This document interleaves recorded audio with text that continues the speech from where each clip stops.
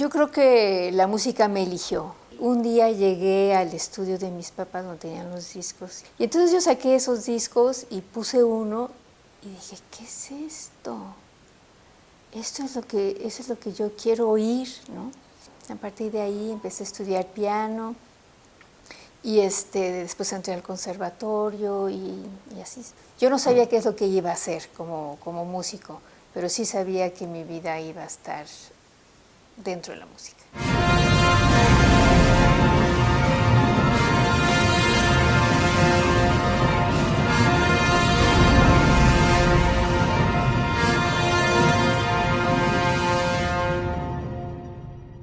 Cuando empecé a estudiar armonía, que te enseñan cómo hacer que un acorde vaya a otro acorde, de pronto yo me imaginaba los acordes. Yo decía, bueno, me gustaría que este acorde fuera hacia tal lugar. Y yo pensé que era algo que todo el mundo tenía. Y me sorprendió mucho darme cuenta que no, que yo tenía un oído interno que me permitía imaginarme cosas, que eso es básicamente la composición. Es la primera vez también que yo podía tener un interlocutor, que era Mario Lavista nada menos, que era mi maestro.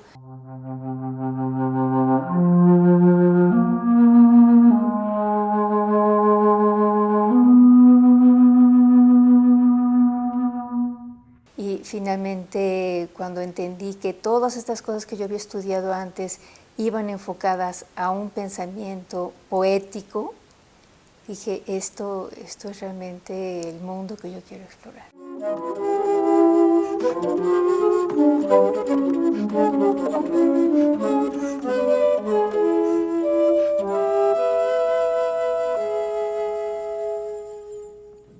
Primero es la imaginación. Entras en una especie como de estado especial en el que estás abierto, ¿no? Y de pronto empiezan a salir los sonidos. Y ahí es donde entran las notas, pero no al revés, ¿no? Y mi música es una música hecha de texturas más que de alturas. Entonces, mi trabajo de composición tiene que ver mucho con la imaginación sonora, más que con procesos matemáticos y cosas así. Es más bien, es un trabajo sonoro desde el principio.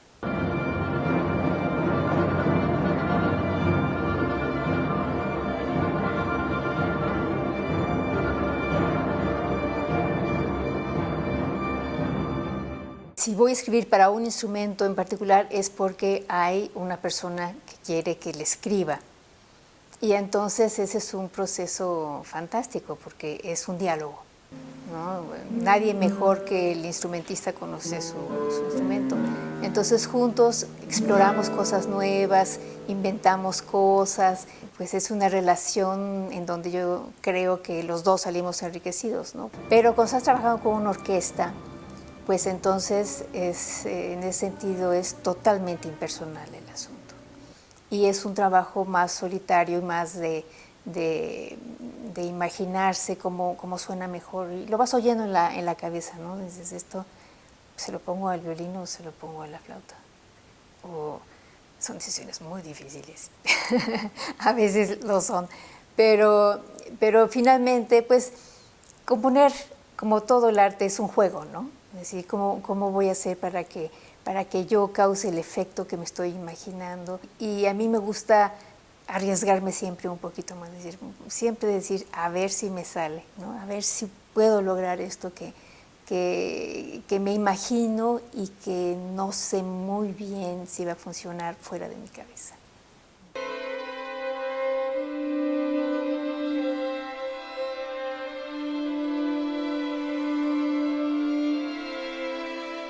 Canticum Sacrum surge de un requiem que escribí para coro a capella y tomé algunos elementos del canto gregoriano de la misa de difuntos, pensando que cuando uno va a la iglesia y dice el mismo rezo, no hay dos personas que lo digan igual.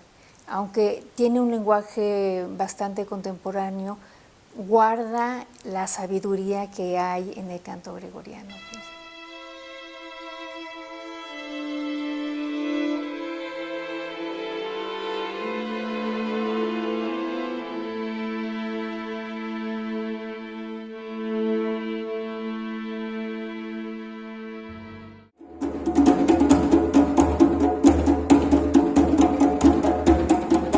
lo que yo quería hacer era ver cómo en otras tradiciones trabajan el ritmo y cómo podía yo de alguna manera apropiármelo, si quieres, ¿no?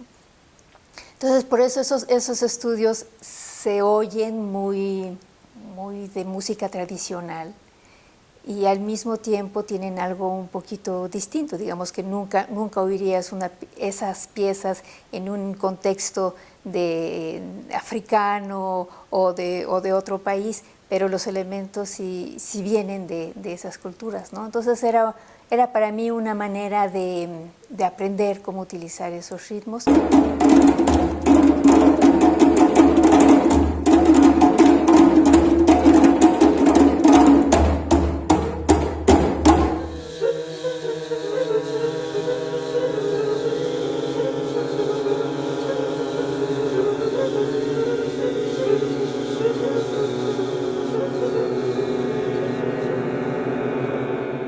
La primera vez que tuve posibilidad de trabajar con electrónica fue porque me invitaron a un estudio.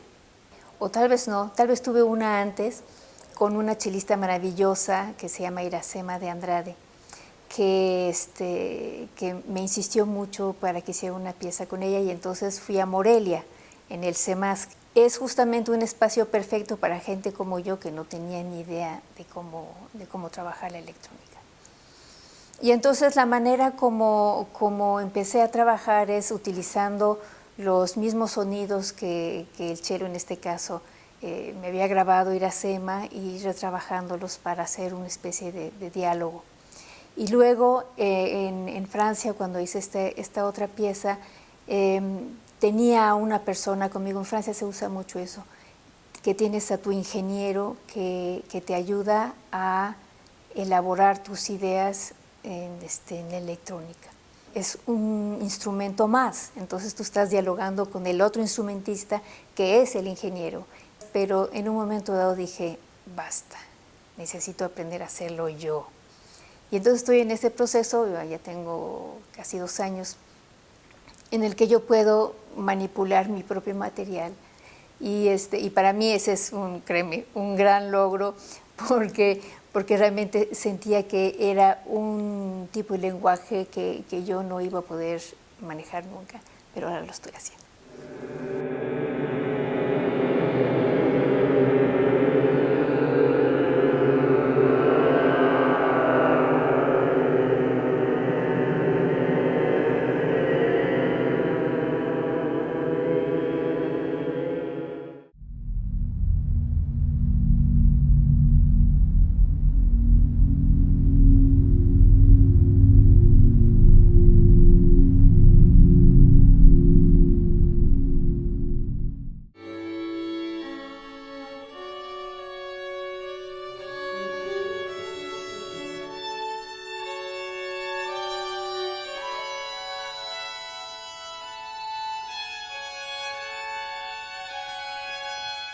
La pieza se va como deshaciendo, se va haciendo cada vez más y más volátil, hasta que termina con la quinta justa, que era el intervalo favorito de Mario, que en la armonía tradicional la quinta justa representa la divinidad.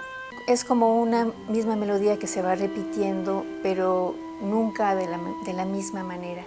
Me imagino yo como el mar, ¿no? O sea, las olas siempre son las mismas, pero nunca son las mismas.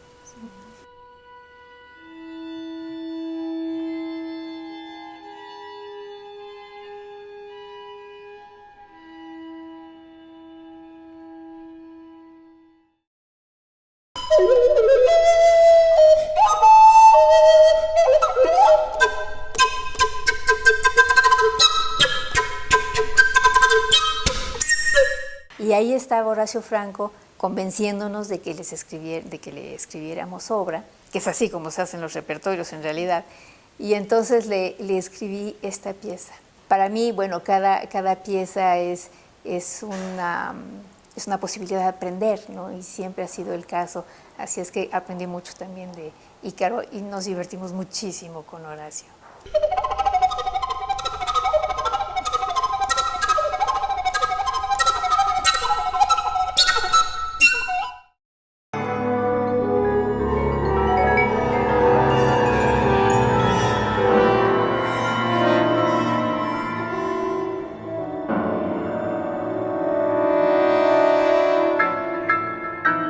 estábamos cenando con el director de orquesta, con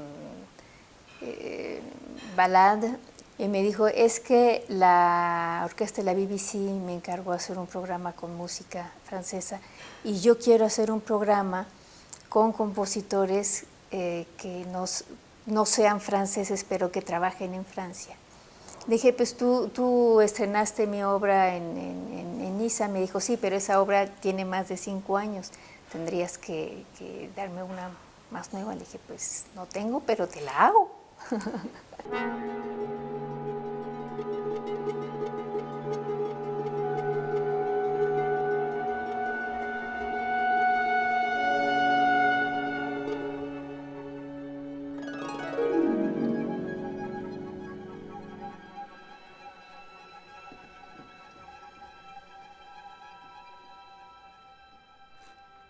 Las obras de orquesta en general es mejor que alguien te la encargue porque si no, después es complicado que te la toquen. Lo mismo con el teatro musical, en realidad uno debería esperar a que te lo encargaran para hacerlo porque si no luego es muy complicado.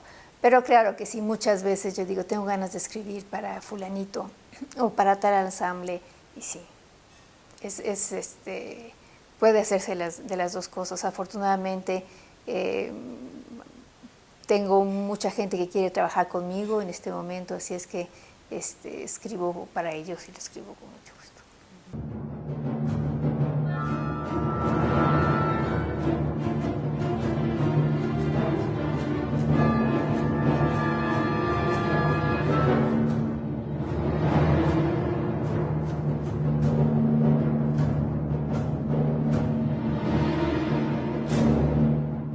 Breves sombras me la encargaron para festejar a Beethoven. Y lo que quería yo hacer era tomar algunos elementos que utiliza Beethoven en la octava para integrarlos. Por ejemplo, el uso de las octavas, el uso de cambios bruscos en la dinámica, en el tempo también. Y sobre todo, para mí muy difícil, que es una música muy dinámica. Me imaginaba el sonido sin instrumentos todavía y luego yo dije, no, esto tiene que hacerlo las cuerdas y cómo voy a hacer para que vayan creciendo y disminuyendo. Hay otras secciones, por ejemplo, en donde uso un motivo que utiliza Beethoven en las cuerdas y entonces yo también lo hago mío y funciona súper bien.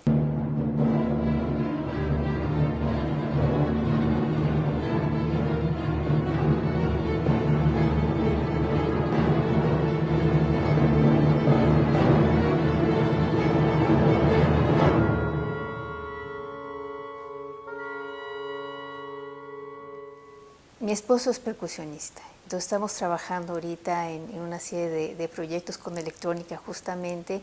Ese es un proyecto, pero hay otro proyecto que es muy importante para mí que se llama Sonus Literarum, que es una revista digital que estamos haciendo junto con Luis Jaime Cortés, que también es compositor y es un brillante investigador. Y entonces hace un año la empezamos a hacer. Hay cosas muy divertidas, hay cosas interesantísimas, muchísimos videos, muchísimos audios, así es que ese es un proyecto que queremos mucho. Hemos hecho esta mediateca en donde están todos los manuscritos de Mario Lavista.